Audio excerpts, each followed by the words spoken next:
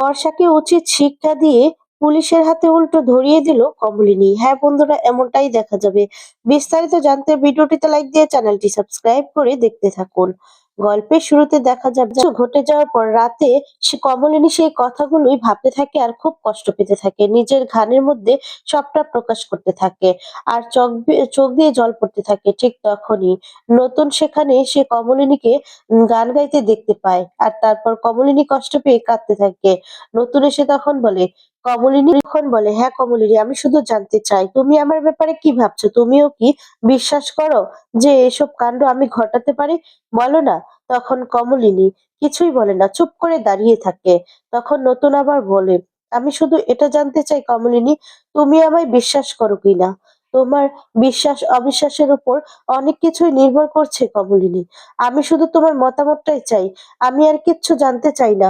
বিশ্বাস করো, আমি না সবার সঙ্গে লড়াই করে নিব যদি তুমি আমার পাশে থাকো।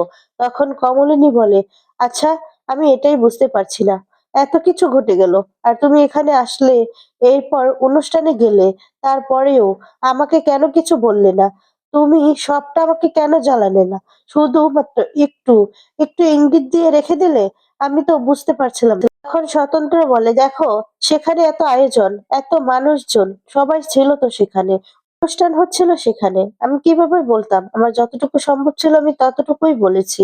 তখন কমলিনী বলে, আমি না ভাবতে পারছি না, তুমি আমাকে কিছুই বললে না। তখন নতুন বলে, কি করে বলতাম বলো তো? এখানে যা ঘটেছিল, যে কথাবার্তাগুলো ওই মেয়েটা বলেছিল, আমার ব্যাপারে যা যা মিথ্যে বলেছিল, সেগুলো কি বলার মতো? সেগুলো তো আমি বলতে পারি না। আমি আমি তো সেগুলো কোনোদিনও কল্পনাই করতে পারি না। আমি সৎ, আমি সতই থাকবো।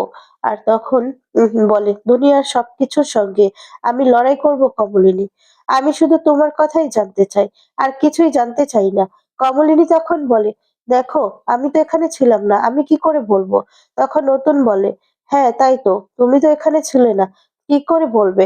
তার মানে তুমি এটা বিশ্বাস করো যে এরকম একটা কাজ আমি করলেও করতে পারি? তখন কমলিনী বলে, দেখো, এ কথা তো আমি বলিনি, এ কথা আমি কখন বললাম? নতুন তখন বলে, আমি শুধু তোমার কথার অপেক্ষায় আছি কমলিনী। আমি শুধু এটা জানতে চাই যে তুমি আমার ব্যাপারে কি বিশ্বাস করো? তুমিও কি ওই মেয়েটার কথায় আমাকে অবিশ্বাস করছো? আমি দেখতে পারছি একটু হলেও তোমার ভিতরে ভিতটা নড়ে গেছে, তোমার মনে হচ্ছে যে হ্যাঁ, এই কাজটা আমি করলেও করতে পারি, তাই তো? তখন কমলিনী বলে, আচ্ছা, আমি কি তোমাকে একবারও বলেছি এই কথাটা? বলিনি তো। আর ওরা পুলিশে কমপ্লেন করে এসেছে। তখন নতুন বলে, হ্যাঁ, আমার উপর মলেস্ট চার্জের কমপ্লেন করেছে। আর তখন বলে যে আমি কমলিনী, এতে আমার সমস্ত মান সম্মান চলে যেতে পারে, আমার চাকরিটাও চলে যেতে পারে। তারপরেও না আমার কোনো আফসোস নেই, বিশ্বাস করো। আমাকে সারা জীবন জেলে থাকতে হলেও আমি শুধু এটা জানতে চাই যে তুমি আমার ব্যাপারে কি ভাবছো? তোমার মনে আমার জন্য কি আছে? বলো না কমলিনী। তখন কমলিনী বলে, যেটা সত্য সেটা না সত্যই থাকবে, সেটা কখনোই মিথ্যে হবে না। বলে, ও, তার মানে তুমি মনে করো যে এরকম একটা কাজ করতে পারি? আর তখন কমলিনী বলে, আমি কি বলেছি? আর তখন বলে, যদি তুমি এটা করে থাকো তাহলে অবশ্যই তোমার শাস্তি হবে। তদন্ত করলে সত্যিটা বেরিয়ে আসবে, যেটা সত্যি সেটা তো সবার সামনে আসবেই।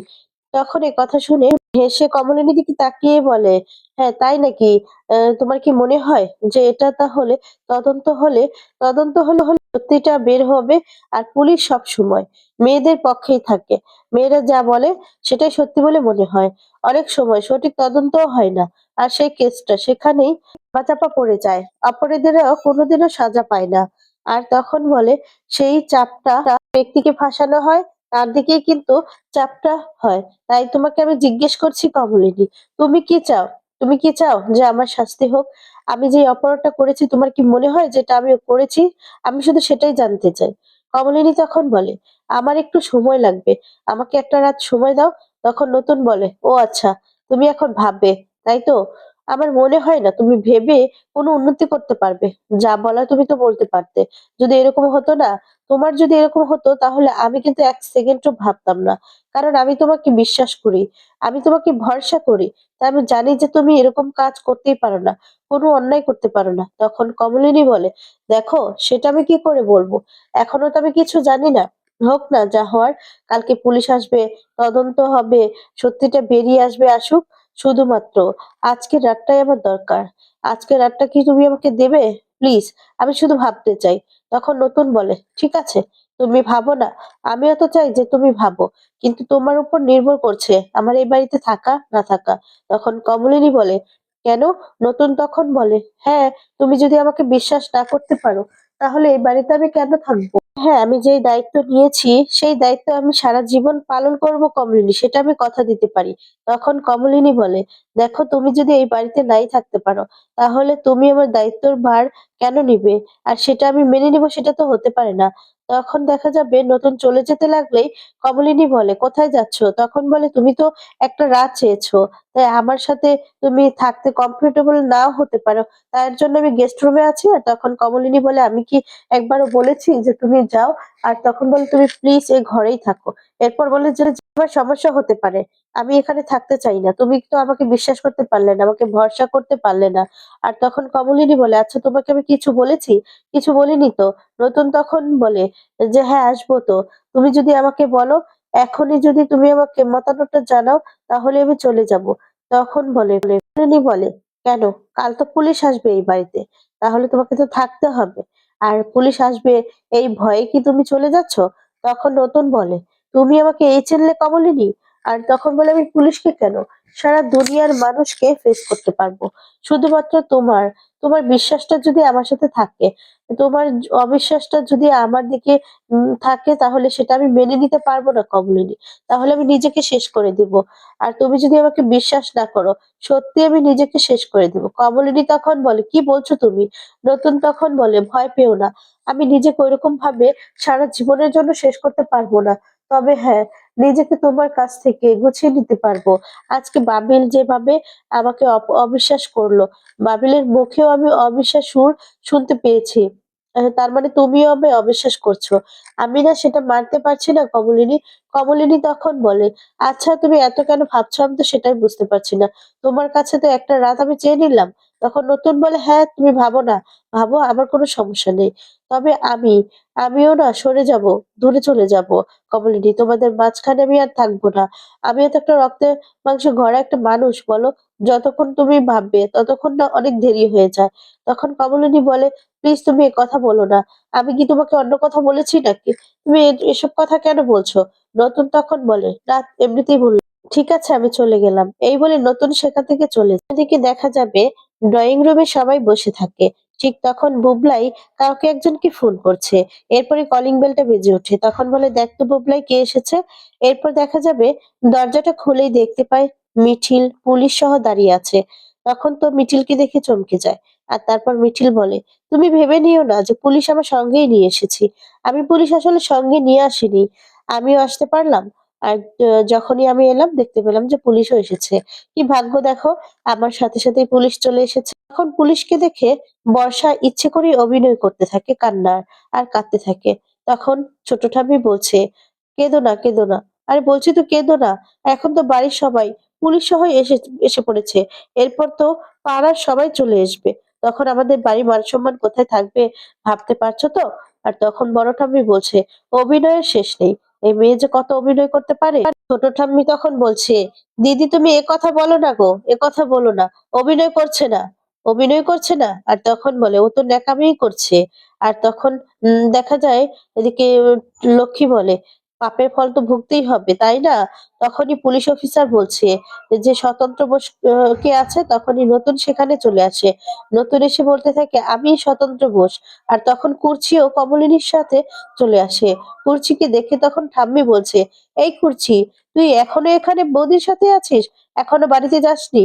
আজকে না তোর বাড়িতে বড় অনুষ্ঠান, তোর ছেলের বিয়ের অনুষ্ঠান, তুই এখানে আছিস? আর তখন বলে, তোর হাজবেন্ড, মানে তোর জামাই তো আবার আবার ভুল বুঝবে তোকে, তাই না?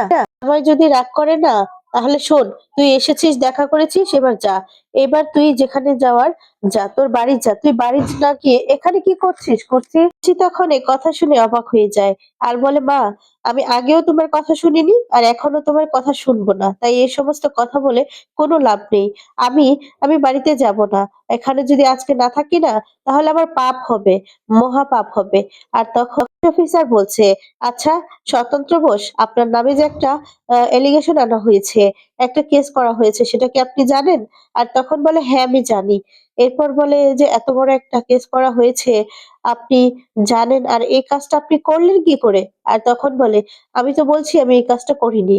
আমি যে কাজটা করিনি তাহলে আমি বলব কেন যে আমি করেছি?" আর তখনই দেখা যাবে বর্ষা বুবলাইয়ের কাছে যায়।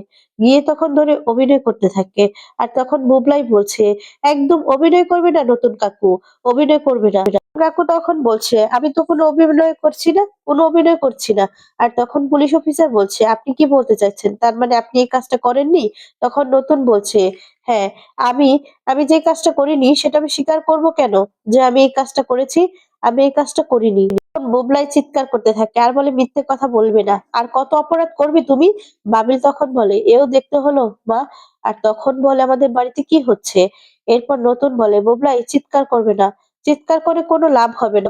পুলিশ অফিসার বলছে, "কাল উনি মেডিকেল টেস্ট করিয়েছেন। আর সেখানে কিছু রিপোর্টের মধ্যে কিছু আঁচড়-টাচড়ের ছবি উঠেছে।"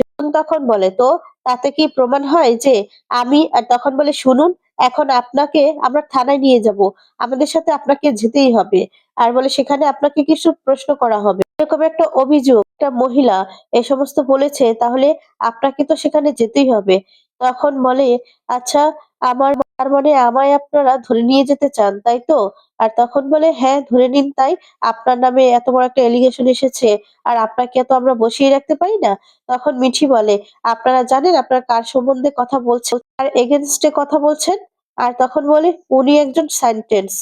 উনি ইন্টারন্যাশনাল সায়েন্টিস্ট আর অসাধারণ একজন পণ্ডিত মানুষ। তাকে আপনারা এভাবে ধরে নিয়ে যেতে পারেন না। সারা জীবন উনি আমাদের বটগাছের মতো ছায়া দিয়ে গিয়েছেন। এসব আপনারা কিছু জানেন না, বুঝতেও পারবেন না। একটি মেয়ে ওনার এগেইনস্ট এ কমপ্লেইন করেছে। আর আমিও একটি মেয়ে। মেয়ে হয়েই আমি উনার এগেইনস্ট এ কথা বলছি। আমি স্বতন্ত্র বোস। উনাকে আমার বাবার মতোই দেখি, শ্রদ্ধা করি। আর এখন তো উনি আমার বাবাই।" আর তারপর বলে, "তাই আমার কথাও আপনাদের মান্যতা দিতে হবে।" তখন এই কথা শুনে পুলিশ অফিসার বলে, "শুনুন, থানায় উনাকে যেতেই হবে। কারণ পজিশনে না উনি হ্যাঁ, অনেক শক্তিশালী, অনেক শক্তিশালী, অনেক স্ট্রং। কিন্তু এই মেয়েটা যা বলেছে উনাকে একা পেয়ে উনি যে কাজ করেছে সেটা মেয়েটা আমাদের ডিটেইলস এ বলেছে। এই মুহূর্তে প্রমাণ তো আমরা কিছুতেই দিতে পারব না। আর একটা মেয়ে যদি সেই সময় দাঁড়িয়ে একটা মেয়ের অসম্মানের কথা বলে সেটা তো আমরা অগ্রাহ্য করতে পারব না। আমাদেরকে মানতে হবে। উনি যদি সেটা স্বীকার করে নেয় তাহলে ভালো, তাহলে হয়তো কেসটা বেশি দূর গড়াবে না। আর যদি উনি না স্বীকার করে, অস্বীকার করে তাহলে এটা বহুদূর যেতে পারে। অনেক বেশি ঝলঘোলা হতে পারে।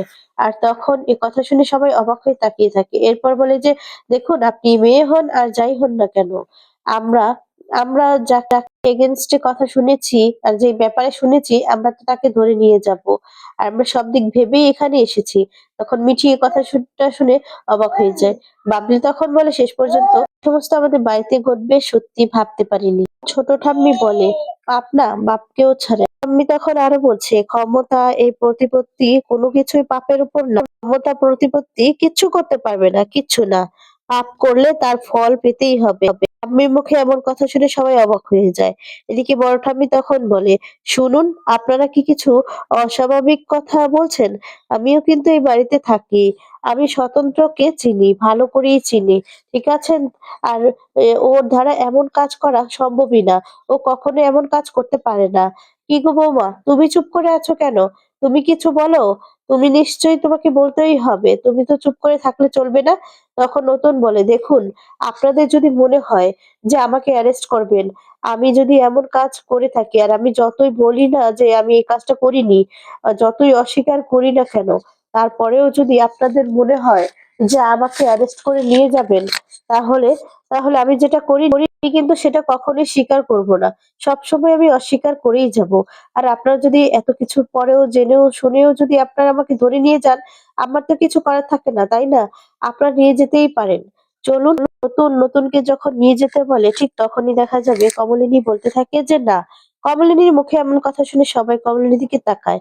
কমলিনী তখন বলতে থাকে, "কাল খুব আশ্চর্য হয়েছিলাম। তুমি আমাকে একটা প্রশ্ন করেছিলে স্বতন্ত্র। তুমি আমায় জিজ্ঞেস করেছিলে, আমি তোমায় মানে তোমার কথায় আমি বিশ্বাস করি কি? আমি তোমাকে বলেছিলাম সেই প্রশ্নের উত্তর আমি তখনই দিব না। এক রাত সময় চেয়ে নিয়েছিলাম তোমার কাছ থেকে। বলেছিলাম সমস্ত কথার সমাধান পরের দিন করব। এক রাত সময় চেয়ে নিয়েছিলাম জানো, এটাই ভেবে যে আমাদের সম্পর্কটা কোন জায়গায় দাঁড়িয়ে আছে। তুমি আমায় প্রশ্ন করছো যে আমি তোমায় বিশ্বাস করি কিনা?" তখন নতুন অবাক হয়ে যায়। এরপর বর্ষার বিরুদ্ধে এমন কথা বলে, পুলিশ তো উল্টো বর্ষাকেই ধরে নিয়ে যেতে বাধ্য হয়। তো বন্ধুরা, এমনটাই হলে তোমাদের কেমন জানিয়ে দাও। ভালো থাকবে, সুস্থ থাকবে। ধন্যবাদ।